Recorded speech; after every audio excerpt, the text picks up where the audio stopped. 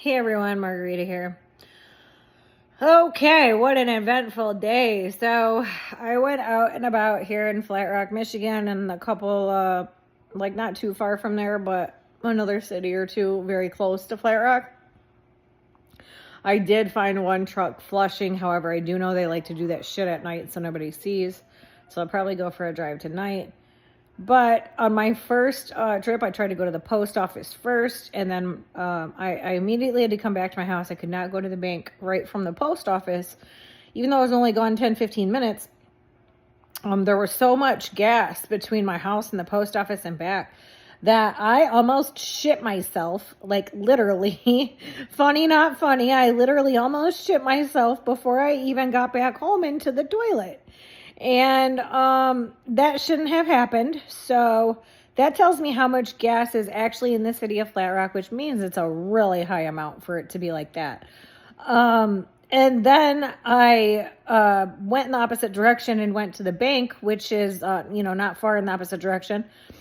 And that did not happen. So it seems the majority of it is more toward downtown Flatrock, working its way toward New Boston and the Huron River and such is what it's looking like based on my symptoms and what I experienced. And I did see quite a few fire trucks out there while all this was going on. They were probably put on patrol due to some of the flushing. I'm sure there was more than just the truck that I saw. And with that, because that's liquid gasoline, and depending on the level they found, I'm sure they did that because the risk of explosion.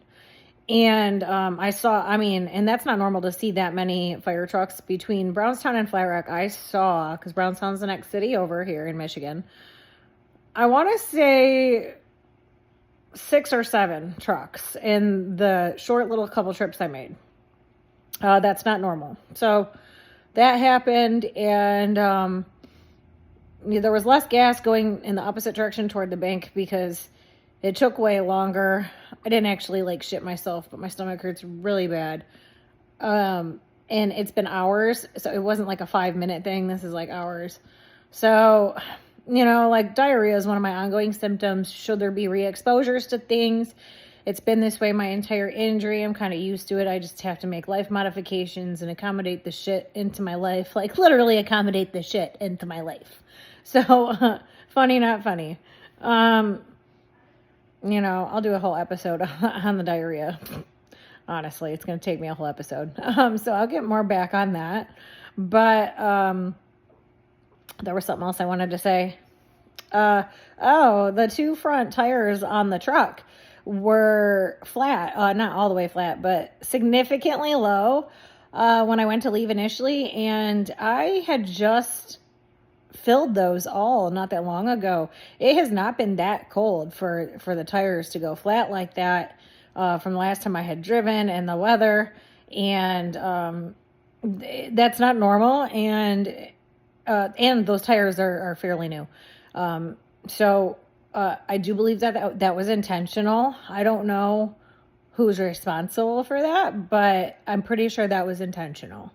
So I did have to go to Bell Tire to get some air because the girl who destroyed my house and did all the damage, she also smashed my air compressor in my garage, shoving a vehicle in there that was all smashed up.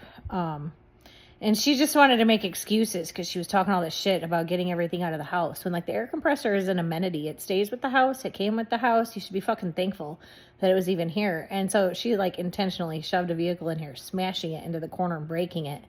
So, I don't know, the ignorance of some people, and that's beyond ignorant. It's criminally negligent, everything she'd done.